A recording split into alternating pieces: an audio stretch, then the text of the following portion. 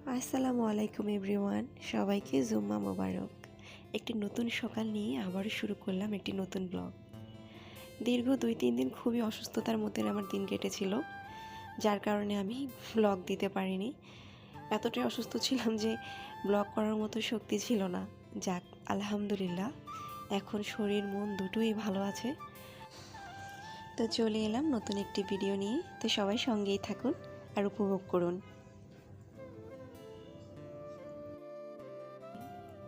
এই তো আমার হাজব্যান্ড আমাকে হেল্প করছিল, যেহেতু আমি মুরগি কাটতে পারি না।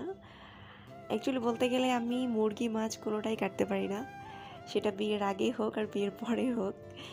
আমি যেহেতু কাটতে পারি না, কাটার সাহসও করি না। আলহামদুলিল্লাহ সব ধরনের কাজই মোটামুটি শিখেছি, শুধু মাছ কাটা, মুরগি কাটা এগুলো পারি না। এই তো এদিকে আমার হাজব্যান্ড কাটাকুটি করছিল আর আমি চিন্তা করলাম একটু বিছানা গুছিয়ে নিই, যেহেতু আজকে জুমার দিন। আজান দিয়ে দিয়েছিল, মসজিদে খুতবা পড়াচ্ছিল। এই তো দেখুন না, আমার সেই সুন্দর রোজেসগুলো শুকিয়ে একদম শেষ। আসলে মানুষের মতো ফুলের জীবনগুলো অস্থায়ী। এই তো আমার হাজব্যান্ড নামাজের জন্য প্রিপারেশন নিল, সে মসজিদে চলে গেল। আর এদিক দিয়ে আমি বাইরের একটু লুক দেখাচ্ছিলাম সবাইকে। দেখুন, মাশাআল্লাহ, কি সুন্দর আল্লাহর সৃষ্টি।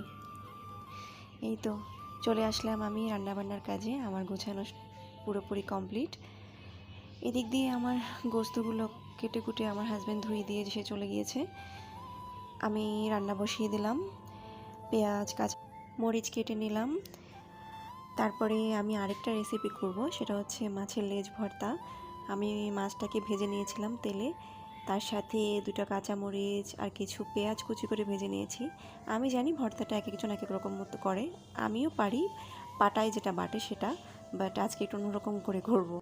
আমি চুলায় কড়াই বসিয়ে দিলাম, তেল দিয়ে তাতে পেঁয়াজ কাঁচামরিচ ভাজা শুরু করলাম। এক পর্যায়ে একটা তেজপাতা, দারচিনি, এলাচ আর লবঙ্গ দিয়ে দিলাম।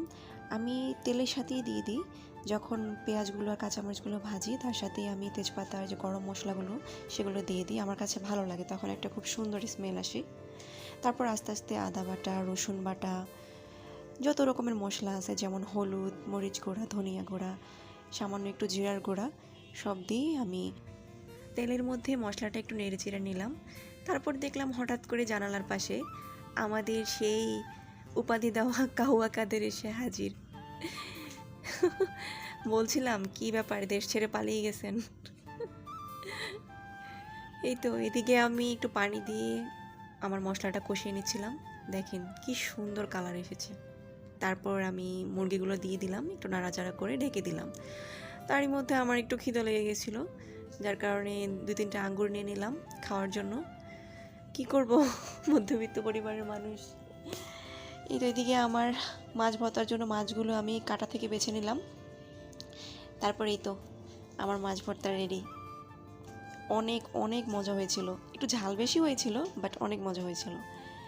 এই তো এদিকে আমার গোস্ত প্রায় রেডি। দেখতে কত ডেলিশিয়াস লাগছিল, তাই না? খেতে তার চেয়েও বেশি। এদিক দিয়ে আমি রান্নাঘর, কিচেন সব কিছু পরিষ্কার পরিপাটি করে ধুয়ে মুছে পরিষ্কার করে ফেললাম। দেন গোসল করে খাওয়া দাওয়া শেষ করে আমরা দুজন একটু ঘুমিয়ে পড়লাম। বিকালে আসর নামাজের পর আমরা বেরিয়ে পড়লাম একটা কাজে, খুবই ইম্পর্ট্যান্ট একটা কাজ। কোথায় গিয়েছিলাম, কেন গিয়েছিলাম সেটা অবশ্যই আপনাদের কাছে শেয়ার করব, বাট ততক্ষণ পর্যন্ত একটু ওয়েট করতে হবে আর একটু ধৈর্য রাখতে হবে। যেহেতু আজকে আর শনিবার, এই 2 দিন আমার অফিস বন্ধ, যার কারণে একটু সময় সুযোগ থাকে, হাজব্যান্ডকে নিয়েও বেরোতে পারি বিকালবেলা।